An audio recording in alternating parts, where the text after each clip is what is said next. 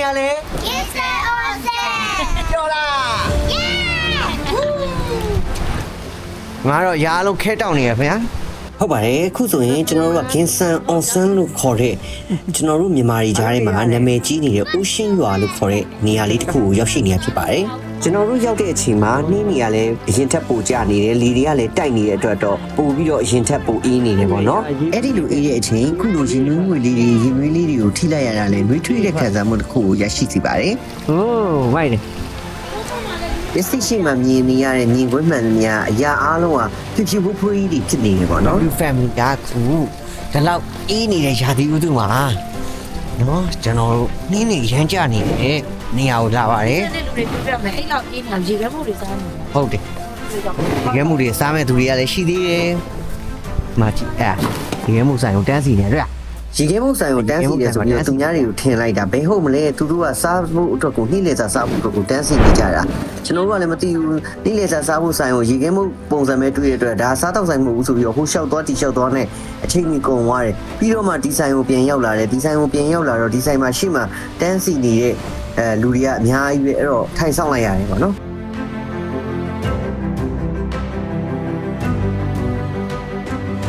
โอเคပတ်စီရတော့တိတ်မရှိဘူးဟိုဘက်ပတ်တယ်ဒီဘက်ပတ်တယ်ဓပုံရိုက်တယ်နော်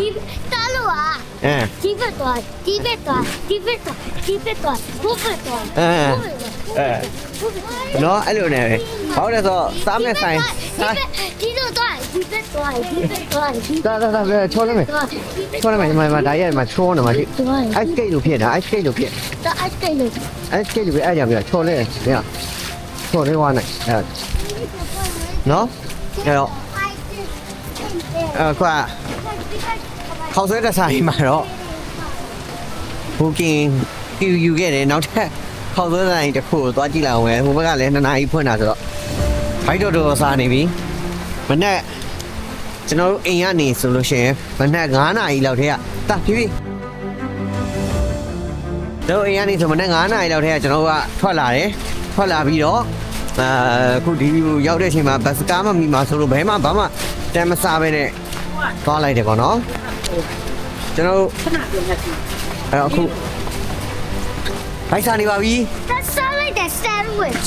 Mama look here. အော်ဟုတ်တယ်အိမ်ကနေ sandwich တော့လုပ်လာတယ် sandwich လေးတော့စားထားတယ်ဒါလေးပဲမနေ့စားတယ်ကွာ2နာရီ3နာရီထိုးနေပြီးတော့ဘိုက်ကတော့တော်တော်စားနေပြီပေါ့နော် ခုလိုလမ်းလျှောက်ရင်းနဲ့လီတိုက်လိုက်တဲ့အချိန်မှာတောင်ပေါ်ကနှင်းနေပြိုကျလာလေးရလေအရန်လှပါတယ်လမ်းလျှောက်ရတော့နည်းနည်းတတိထားရပါတယ်ရင်နှွေးငွေလေးနဲ့ကြမ်းမြင်မုံကိုလွတ်ထားတယ်ဆိုတော့ဒီချော်မလဲအောင်တတိထားရပါတယ်ဆိုလို့ရှိရင်ခေါက်ဆွဲဆိုင်ပေါ့နော်ခေါက်ဆွဲဆိုင်ကိုစားဖို့ပဲတန်းစီပြီးတော့စောင့်နေရဒီကတော်တော်များတော့တော်တော်ကြီးတန်းစီပြီးတော့စောင့်နေရခေါက်ဆွဲစားဖို့ကိုယ့်ကျူနံပါတ်ကဝေးသေးတဲ့အတွက်သူတို့ကစိုင်ထဲကိုပေးမဝင်တော့ဘာလုပ်လဲဆိုတော့ကိုကစိုင်ထဲမှာရှိတဲ့သူတို့ရဲ့စိုင်လေးတွေကစတိုးစိုင်တွေကကွစီကွဆဘာညာကွိကွလေးတွေကိုကြည့်ကြအောင်စောင့်ပြီးတော့အချမ်းပြေအထဲထဲကိုဝင်လိုက်ထွက်လိုက်လုပ်ခဲ့ပါတယ်။ကြတော့ချမ်းလို့ပေါ့နော်။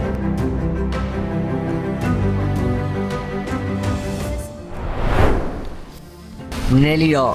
စားတော့ဆိုင်တွေက booking တချို့ဆိုင်တွေက booking ကြိုယူထားရတယ်လို့ထင်တယ်။ online ကနေပြီးတော့ကျွန်တော်ကမသိလိုက်ဘူးဒီနေ့တန်းလာလိုက်တာဆိုတော့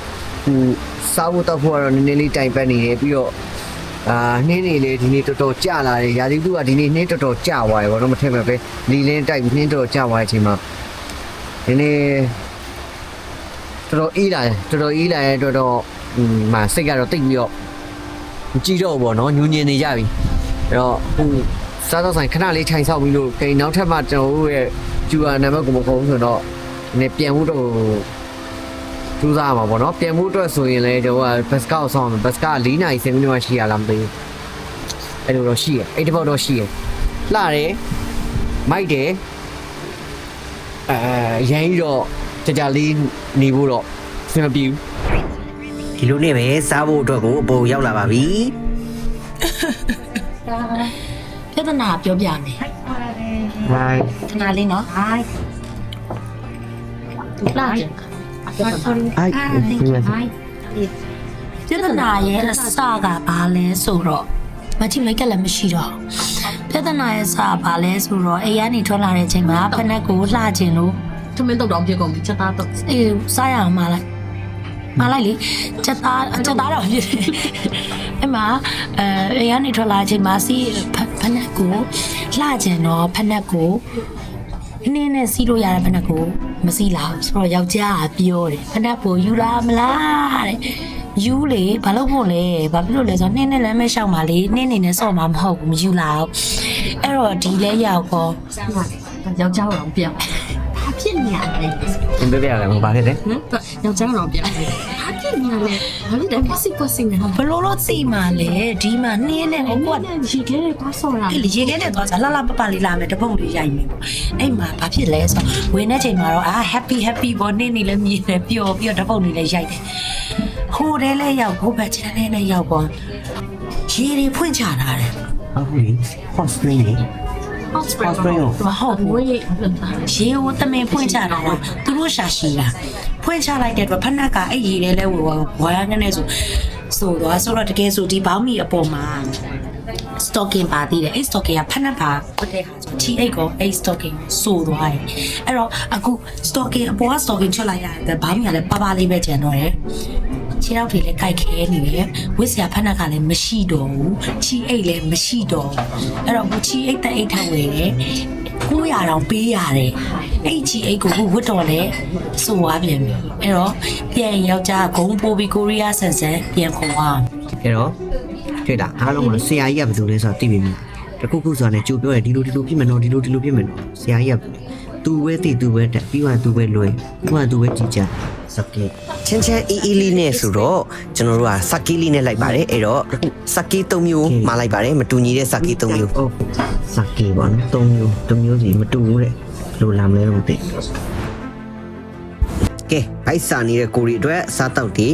တစ်ခုပြီးတစ်ခုရောက်ချလာပါပြီကျွန်တော်ကတော့ထုံးစံအတိုင်းဘီယာလေးကတော့မပါမဖြစ်ဘီယာတစ်ခွက်ကတော့မှားထားလိုက်ပါတယ်ပုံမှန်ဆိုရင်ကြီးညာတက်တဲ့ front နဲ့တန်ကလည်းအခုဘိုက်စာနဲ့ခောက်ဆွဲတွေကိုအတကုံကြိတ်ပါတယ်ခောက်ဆွဲမစားလို့လည်းမရပါဘူးမီနူးကတိတ်များများဆဆမရှိပါဘူးခောက်ဆွဲရဲ့အကျော်ရဲ့ထမင်းရဲ့မီနူး၄-၅မျိုးပဲရှိပါတယ်အဲ့၄-၅မျိုးထဲမှာကျွန်တော်နဲ့အသင့်တော်ဆုံးဖြစ်တဲ့ခောက်ဆွဲလေးမှာလိုက်တယ်ပြီးရင်တမ်ပူရာကျော်နဲ့ထမင်းလေးနဲ့မှာထားကြရဲမှာထားလို့ချက်လာမှာတောက်ရိုက်ချင်တဲ့ပြင်ဒီနေ့ကတပ်ဖို့ပြင်စားပါဟဲ့စားနေတော့စားတော့မလား ကဲစားပြီးပါပြီဘိုင်လေးပြင်းတင်းသွားပြီ ချောတယ်ဘိုင်လေးပြေးသွားပြီစားပြီးသွားပြီဆိုတော့အခုပြန်มาတော့မယ်ဘိုင်လေးတင်းသွားပါပြီ energy drink ဒီကလည်းတောက်ထည့်ပြီးတော့အဲ့ဒါအခုပြန်มาတော့မယ်ညာဟေးဆန်အောင်ဆမ်းမာကကျွန်တော်ရင်နွေးစိန်ခန်းထဲကိုဝင်တာကနာမည်ကြီးရပေါ့နော်တချို့ကလည်းရင်နွေးစိန်မှုအတွက်ကို booking တွေကြိုပြီးတော့ယူထားကြတယ်နောက်ပြီးတော့ဒီလို public area မှာကျွန်တော်6ထောက်ကလေးကိုရင်နွေးစိန်မှုအတွက်ထားပေးတာလည်းရှိတယ်ညနေပိုင်းမှာတော့နည်းနည်းလေးပုံများလာသလိုပဲဒါပေမဲ့လေးကတော့နည်းနည်းငြိမ်သွားတယ်လေးကနည်းနည်းငြိမ်သွားပဲနင်းနေရတော့ဟိုခုတွေ့နေတော့မယ်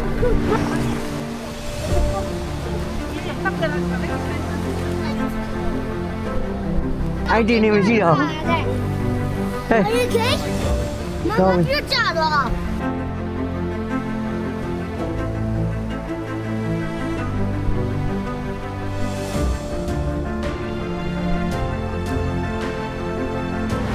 Okay ခုကျွန်တော်တို့ဘတ်စကားစီးတဲ့နေရာကိုတော့ပါတော့မယ်တဲ့ခုချိန်ညမှာယောက်ျားကိုလိုအပ်နေချောနေရတယ်ကျွန်တော်ဘတ်စကားနေရာကိုတော့လာတော့ချောနေ ပြောလာ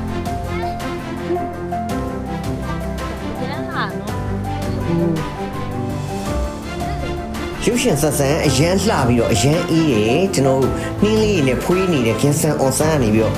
စီးရတော့မဲ့ဘတ်စကားလေးကရောက်ရှိလာပါပြီပြန်ဖို့အတွက်ကိုစီးရမဲ့ဘတ်စကားနဲ့ကျွန်တော်ရထားကိတ်ကိုသွားပါတော့မယ်ဘတ်စကားတရားဖို့1000ပေးရပါတယ်တရားဖို့1000ပေးရပါတယ်ကျွန်တော်အခု Oishida Station ကိုပြန်ပါတော့မယ် Oishida Station ကနေလာတဲ့အတိုင်းလာတဲ့ပုံစံတိုင်းပြန်ပါတော့Okay အဲ့ဆိုလို့ရှိရင်ဒီနေ့ကျွန်တော်တို့ရဲ့ W family လေးက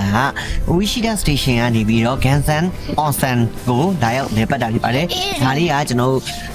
မြန်မာပြည်သက်တွေကြားထဲမှာဆိုရင်တော့ဒါ Ocean ရွာဆိုပြီးတော့နာမည်ကြီးနေတဲ့နေရာလေးတစ်ခုပေါ့နော်။ Okay အဲ့ဆိုနောက်ဗီဒီယိုတွေမှာပြန်လဲဆုံတွေ့ပါမယ်။ Bye bye. Subscribe.